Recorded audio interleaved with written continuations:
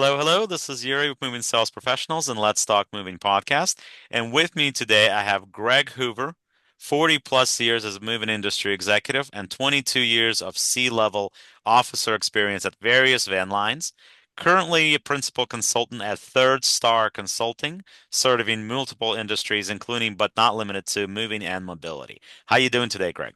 I'm great, Yuri. Thanks. I appreciate being on with you this morning. Thank you. No, thank you so much. And of course, one of my favorite people, Ed Katz, made the introduction. So, Ed, thank you so much for doing that. You've introduced me to a lot of people ever since I started this podcast. So I'm very, very thankful. And I want to mention it once again. Thank you very much. Yeah, So, Ed's a legend. I've known Ed for a long time, and one of the truly great guys in our business. he is, he is. He's honest and he's helpful and just in generally a really great guy. So I'm very thankful to know him. So, Greg, how did you get into the moving industry? Well, Yuri, I probably have the same story that 90% of the people in our business have, which was my family. My family was in the business. My older brother owned several Atlas agencies. I got into the business in the family business, right? And we were an Atlas agent, had three locations, big hauler, a lot of corporate work. Once I got out of grad school, I actually worked in a consulting firm and worked on my own, but got into the business full time in the mid to late 80s and worked my way up on the agency side. And then took an opportunity to go to Atlas Corporate as a VP of sales there and worked my way up through there. So, not a dissimilar story to a lot of people in our industry. Sure, sure. Well, yeah, I mean, I find that most of the time it's one of the two. It's either a family biz or you fell into it accidentally. Yeah, right. So those are the two, those are probably the two main ones. I'm Yeah, the for one that sure. got there accidentally, Yeah. uh, coming back with the sales background, all that.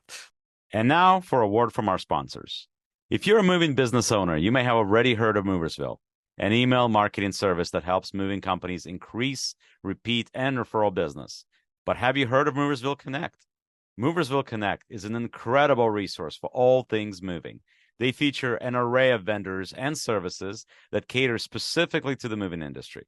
You can find companies that provide moving software, moving sales services, marketing services, moving equipment providers, and much, much more. Visit moversville.com today to learn more. So, Sure. with you having all this experience working with the moving companies and then van lines and everything else, what in your mind is the big difference between working for, with, or owning in some cases independent movers versus van lines? I think it's a model thing, right? The van line, and national entities in terms of the van lines operate obviously on the interstate side, and most Right. of those, if you're an agent for Atlas or United or Allied, one of the Serva entities, you're engaging with that entity on the interstate side, and so you kind of have that interstate segment over here, and then you have your local business, your intra, maybe office moving or things that you do besides that. But it's intriguing that other than a very few limited exceptions, most people or agencies that are engaged at a van line level, that's a significant part of their model, right? It might be 60 or 70% of their model. And independents just are seemingly less engaged on that interstate side, right? They're looking at, and a lot of people, office moving's got great margins, commercial work. There's a lot of final mile work taking place now, and so independents, I think, are a little freer. They feel a little more engaged in some of those alternative segments or other parts of business, might be commercial warehousing and that kind of thing. Just a little, maybe a little freer to engage in different models and different forms of revenue stream and verticals. Yeah, I agree with that. The other thing too is I think that some of the independents, and I've run into this a couple of times, they feel almost pressure to do all the long distance moving themselves. But what you have today versus years past, yes, being affiliated with a van line would be one way to do this. But of course, you're taking a certain percentage off the top and giving it to the van line. Granted, you get Sure, some leads from the van line in the process, so it's a give and take that might be worth the gamble, right? sure. But what I also find that a lot of moving companies don't realize, especially companies that are hush up with this. So you have a lot of international people right now in the moving industry. We've had Israeli companies, you have Russian, Ukrainian companies, Eastern European, right? And then you have, you know, red, white, and blue American born company owners, right? But here's what I find is that the more international market of that, they have connections across the moving industry with owner operators. There's a whole network of them out there. I mean, part of it, of course, is finding the reliable ones that consistently will do things the way that they need to be done, will take care of your clients the way they need to be care of, etc. Right? There's pretty standard rates when it comes to long distance going across country. Most of those carriers work on the cubic foot basis where you're paying them on the amount of space that that shipment takes up in the truck. And those rates are pretty universal. So, like, for example, we're based on the East Coast, so I'm more familiar with the East Coast going to West Coast and other parts of the country pricing. So let's say if you're going from Maryland to all the way down to Florida, other than the Keys, you're probably somewhere in a $1.25 to $1.50 rate per cube. And that includes the unloading on your delivery destination. Those are standard rates across the industry. Okay. And then if you're going somewhere like Texas, you're probably somewhere in a two to 225, 250 ranges around there, unless of course it's Brownsville, then it's higher. And then if you're going to California, you're probably around $3, 325 maybe around there. And then if you're going to Washington State, Oregon, North Dakota, South Dakota, Montana, you're probably edging towards $4 on the range. That's to ship it. So that means that if you're loading and you don't have to unload it, so they unload it. So if you're handling the loading portion of it, let's say it's a job that's going to Florida, let's say it's $1.25 for a client, you charge the client $4.50 or $5 or something like that. So you're what that $4 cubic foot difference, for example, that's what you're making money off of minus your expenses for your movers.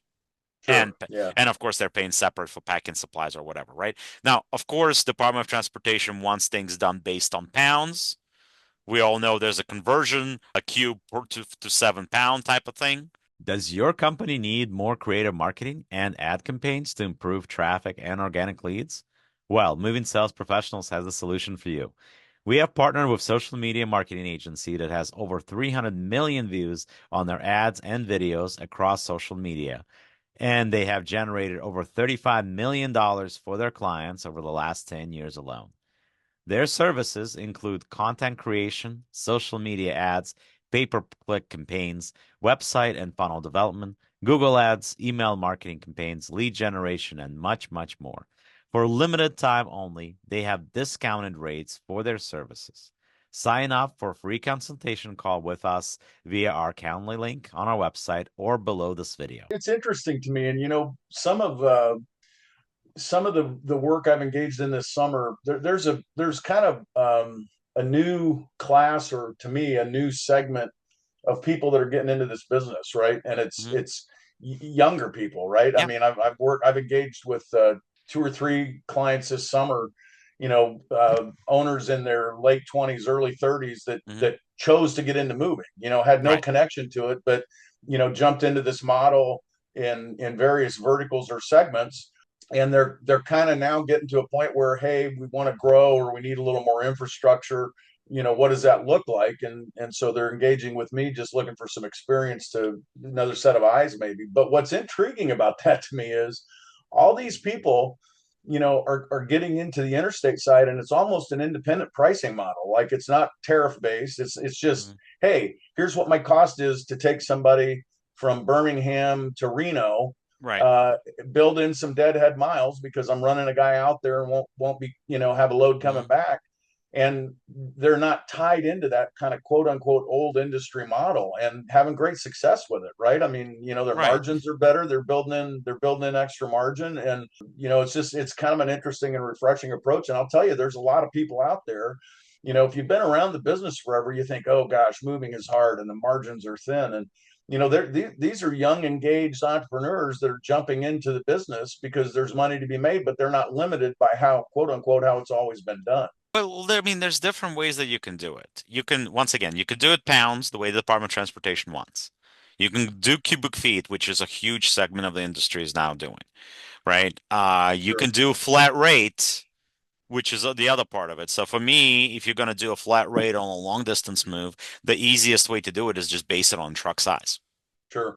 That's to Sure. me, that's the cleanest way to do it too, because you can tell the customer, well, we have a 24-foot truck. The standard truck size inside of a cab of that 24-foot truck, the cab that we have fits, let's say, 1,200 cubic feet, for example. Right. Based on the inventory you gave me, you have 900 cubic feet. You should be fine. You should fit. But if it doesn't, that doesn't include in the price. So you have a little bit of wiggle room, but this is where you are right now, right? Sure.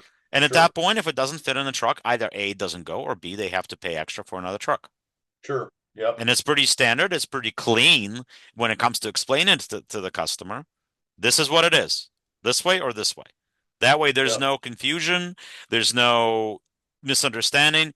But of course, keep in mind the way from our sales side of things, I always explain it this way, especially if I'm doing a comparison of cubic feet versus pounds, etc. I always say, look, keep in mind, we're playing Tetris with your furniture. It's not 100%. going to be perfectly square. There's 50 billion pieces of furniture out there. It's impossible to account for everything that's out there. And no CRM that's out there for moving will account for everything that has ever been made. And then you have, of course, old antique stuff, which, God knows what those could be. I mean, you have, I'm sure what you guys heard of, German shrunk, which is an Yeah. enormous piece of furniture that takes up Right. enormous amount of space and it's Right. heavy and everything else, and it comes in multiple pieces. So it's like things like that, like how do you quantify? Because there's so many different types of them that have been made, like, it's a huge wall unit and some smaller, some bigger. There's not going to be a system that's going to account it unless you Sure. literally have somebody weigh it and measure it. It's going to be very hard to justify that. Yeah, it's interesting, over the years, what's the question when it comes to pricing that you get most from customers? Like, well, why can't you guys be just like the airlines? If I'm flying to LA, I know my seat's $475. Well, it's because the product that you're buying is a quantified thing, right? Right. One airline seat is one airline seat, and I know that that's going to LA. I know that it's not going to be changed by the closing of your real estate Hmm. deal. It's not going to be changed by you've decided to ship or not ship this. And it's probably one of the great game shows, right, in the history of industries. Like, well, how much? A, how much do you really have? What's really going? B, what does that really weigh? And none of us knows that until we put it on a scale and find out. And the bottom line is you have all these clients that will like it's kind of the same thing. I tell my sales reps all the time, anytime you get a customer that's going to go put you through a grind of saying this is going, this is not going, this is going, this is not going, at the end of the day, they end up taking everything. Right. So Right. what's the point of going through that grind when in the end it's 9 out of 10 times it's probably going to be they're probably going to take everything that they told you that they were going to take and that they told you that they weren't going to take. So it's a lot of that stuff that's the problems. A lot of that stuff is it depends and it's per case scenario. It's the same thing where they're asking why is the delivery window, for example, for California, why is it 1 to 21 business days? I mean, obviously it's not going to get there in one. And I always explain it's like, first of all, keep in mind you have a small shipment that's going to take 1/10 of this truck that we're taking. If best case scenario, if everything on that truck was going to Los Angeles and you were the first stop, best case scenario, you're probably looking at about 5 days to get it from East Coast to West Coast. Yeah. At best, that's assuming that the truck is only stopping at wait stations. That's assuming that you have two drivers that can alternate and drive the truck. So you don't have the logbook issue of 10 hours on, 10 hours off, basically. Like if you have that, then best case scenario is 5 days. Yeah. If you have to make all these other stops, if there's one driver, then that's not going to be the case anymore. So you have all these variables that impact things. You may have super heavy items. You may not have access for a tractor trailer. Ship like in a lot of cases, you get somewhere in the middle of the country and the closer there's no access for a tractor trailer and the closest rental place is not like in a big city where there's a bunch of them nearby. The closest one could be an hour away or 2 hours away. And by the time you're done with that unload, that second job that you were supposed to deliver that evening is not going to happen. And not only is it not going to happen that day, it's probably not going to happen the next day because you might be hitting that 10-hour threshold right there. So now everybody that's on that trip gets pushed back. And how do we control that? There's no way because in a lot of cases, people don't tell us that they don't have the access. Maybe Sure. they don't know, maybe they do, and they just don't say it and hope somehow that they're going to get bypass this and won't have to pay for shuttle or anything like that.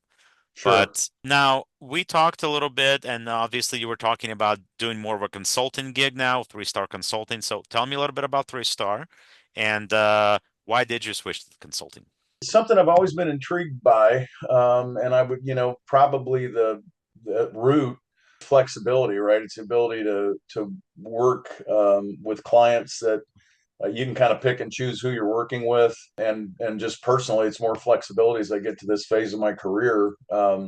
I've appreciated getting to know. I've always loved the industry, love the people in the industry, and there's a lot of great people out there.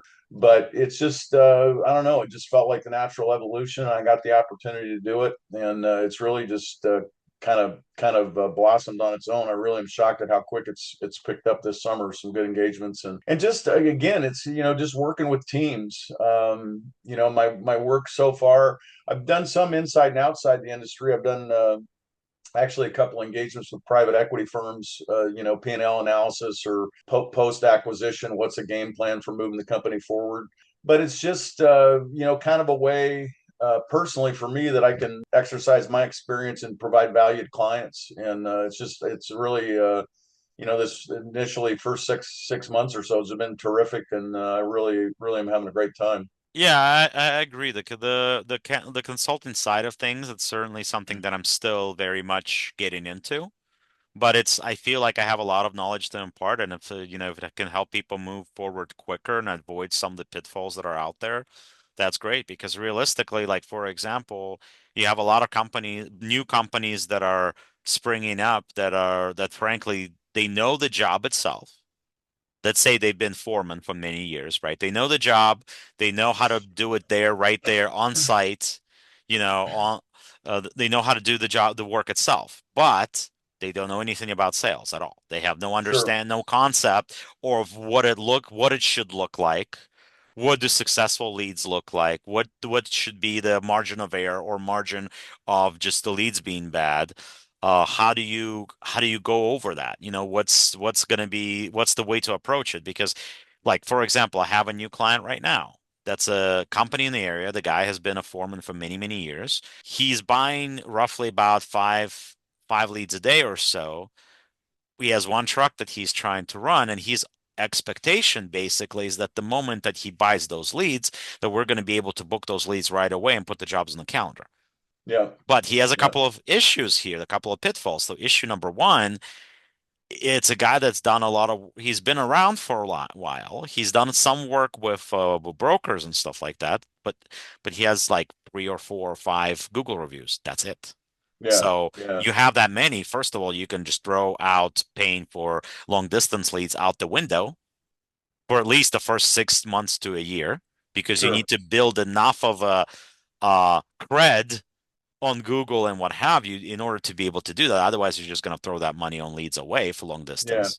For sure. Local, it's not as big of a deal, but your pricing needs to reflect that you're new in the industry. Now, you don't have to do $60 an hour like you used to 10 years ago, but you Sure. still need to be like if the competition in the area is charging, for example, 175 an hour for a three-man crew, in order for you to be successful and you're brand new and nobody knows you and there's no advertising and there's no information about you out there at all, you need to be at like 150.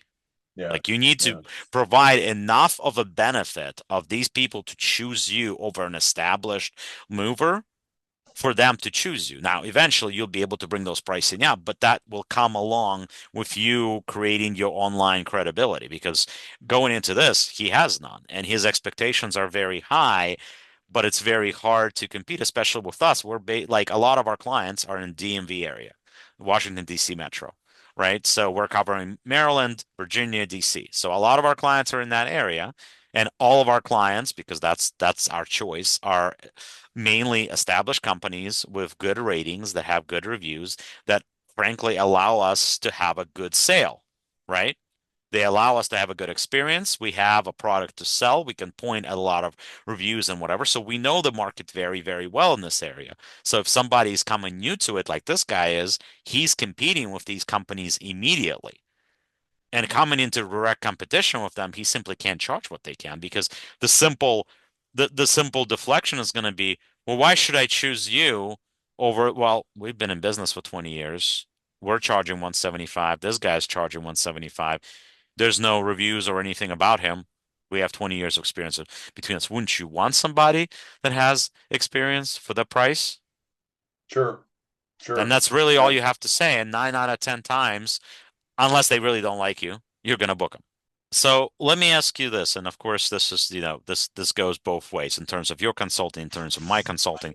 Why should moving companies work with consultants such as you and I? I think there's a broad answer, and then there's one I think specifically ties kind of to today in the market. The broad answer is it's an opportunity to gain experience and hopefully broader experience than you can access within your own organization on your own, right? And it's an opportunity to engage with that for the betterment of your company. But I think particularly in terms of the market today, right? It's a tough economy, and you might want the expertise of a chief operating officer or chief executive officer or somebody who's done marketing or sales. But to engage that person full time is an expense that you don't want to undertake or maybe can undertake just given the way the market is. But consulting allows you to engage with that at a less than full time cost and still access that knowledge and expertise. One of the things that's been kind of intriguing, and I wasn't sure how it would go just given the industry,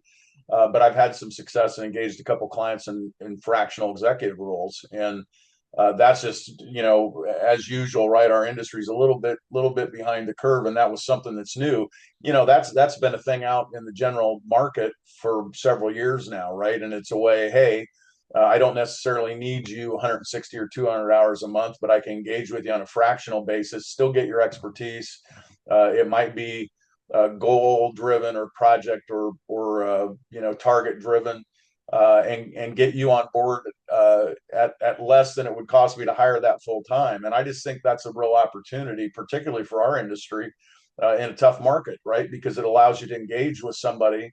In my case, I've got C-level. I've been the chief operating officer at Atlas Van Lines, Atlas World Group. I was a CEO at A. Arnold. I've been COO at New World, which was independent. It's an opportunity to engage with that kind of experience and knowledge and background. At Frank, look, let's be honest, it's less than you could hire somebody with that background if you wanted to hire a full-time C-level officer. And I think there's a lot of opportunity. It's been interesting. You and I talked a little bit, before we got on the air. One of the things that really intrigues me about our industry is I'm seeing a lot. Their tendency has been, people like me, right? I've been in the industry forever. I grew up in the industry. My family was in the industry. That's how I learned the business. I'm finding a lot of entrepreneurs out there. There are people that didn't necessarily come from a background in the industry. They started this from scratch. They wanted to own their own business. They wanted to get into it. Hey, this looks like great margin. They approach it with a different profitability mentality. They approach it with a different service mentality. And so there's kind of this new segment of people out there in the industry that have done other things and came to this as an opportunity to be successful in business. And so part of what my engagements have been this summer are several companies like that. Like they want some infrastructure expertise or process expertise. How do we build this? How do we get better at that? And it's kind of refreshing, to be honest with you. It's people that are approaching this not as, oh, I've been in the business for a million years and my family was always an agent for XYZ Van Line. These are guys running businesses and just saying, how can I be successful, and what's your experience and what can we build from that? Yeah, I agree with that. And then one of the big things in that too is, as I was saying, you have a segment that's old school companies that have been around for a long time. They go back to Yellow Pages, right? And you have brand new companies that are coming in, just what you're talking about, that have a fresh approach, that understand the benefits and frankly what social media marketing and Yeah, digital anything marketing. related, digital marketing, social media, anything drawing traffic to yourself, drawing For attention sure. to yourself, creating a following before these people even become your potential clients. They understand the importance of this. They're diving head on and they're providing this content versus a lot of the older companies that frankly are going with the approach, well, I've been around for a while. This has worked for me before. It now is just a pitfall now. Why should I change what I'm doing? Yeah, it's one of the things that's interesting is I used to be years ago. I was in the Speakers Bureau for Vistage, and one of the topics that I would do when I would go out and engage with groups was what business are you really in, right? And part of the example, most people would not argue that McDonald's is the best cheeseburger in the world, but it's where you take your kids. It's consistent, Happy Meals. It's entertainment almost. Walmart, is Walmart a retail outlet, or is Walmart the world's largest transportation company and that's their end product? And so what I'm finding is there's a lot of guys, moving used to be, oh, I'm a mover. My family's a mover. My brother and I, back when I first got in the business, had a famous exchange. We were looking at doing some, we were an interstate hauler for Atlas. We were one of the largest haulers in Atlas van lines. And I came across a logistics deal that was basically staging product in and out. And he said, I still remember the margins on it were spectacular. And he said, you don't get it, man. We're interstate movers. Well, I'm not. I'm a warehouse use guy. And if somebody wants to pay me $10 a square foot for this warehouse, as opposed to 40 or 50 cents or 70 cents or whatever I'm getting on the interstate side, I'm nuts if I don't do that. And so that's kind of a lot of these entrepreneurs that are getting into the business. They're not quote unquote movers. They understand that customer experience, that accessibility to the market, that how they respond to the customer and make that process seamless. They maybe they aren't necessarily in moving, they're in customer engagement, and it's a different approach, and I'm seeing some pretty solid success that way. I think the bottom line is just having an open mind and willing to try something new, willing to try new approaches because that's the problem is that and I mean I'm a fairly new businessman. I've never owned a business prior to this company opening in 2018. I've never had one. Nobody in my family ever owned a business. But, like I'm kind of on the fringe where I'm not that young anymore and I'm not that old either. I'm only 41, right? So at being 41 years old, I'm open to ideas. This business was Sure. an idea that popped into my head off a joke, right? This podcast was an idea that my one of my sales guys brought up to me almost 2 years ago. So a lot of these things you got to open it and you got to look at it and you got to take a why not approach, you Yeah, know? and but that's what's interesting about that is that's you're not coming at this from a standpoint of, oh, I was always in podcasting, or oh, I No. always had my own consulting firm. You're coming at it as, hey, this is what I do, and where can I engage and be successful at that? And that's what I think's happening. We're seeing an entirely new segment of our industry that's not people that, oh, I've been in this for 40 years and I'm third generation, and I learned on the trucks when I was in high school. These are people coming in saying, hey, I've got digital experience. I know how to market. I know how to build a customer experience, and they're building a company around that. And listen, quite frankly, very successfully addressing the market. Yeah, I think that that's the bottom way to go. And the reality is this, there's not as many guys out there that are good with social media marketing and that understand how to apply it to this industry. But there's a lot more guys that you can put on the truck, Sure, especially now with companies going out of business because they weren't prepared for this or they weren't willing to make changes, or maybe some companies just some people just retiring and closing the business altogether because they have nobody else to pass it on to, right? So sure. you have a lot Right. of movers right now, excess movers out there that you can go out and find versus years past because a lot of them end up without work because of their businesses that they've been with for a long time shutting down. So you have a lot of these guys that could potentially run your whole mover side operation when it comes to day to day. There's a lot more guys out there right now available for these roles than there used to be in past. So if you have somebody that's coming in with a digital knowledge and understanding of how social media works and how to market properly and whatnot, and maybe they don't have the on the truck knowledge, but it's much easier for them to find the on the truck guys that do have that knowledge that can run that side of things for them. Sure. Yeah, I 100% agree. And they're bringing a different approach to running the business and how you approach the market. You know, going back, right? There's always going to be people you can find to cook the hamburgers at McDonald's, but what's your approach to the market and what kind of experience you're providing for the customer, you know? Absolutely. But Greg, we can talk about this for a very long time. And we don't, I mean, this has been a captivating conversation, and thank you very much for joining me. And as I always say, the world moves on its own, so let the professionals move yours for you. Thank you very much for joining my podcast. We'll talk to you again soon.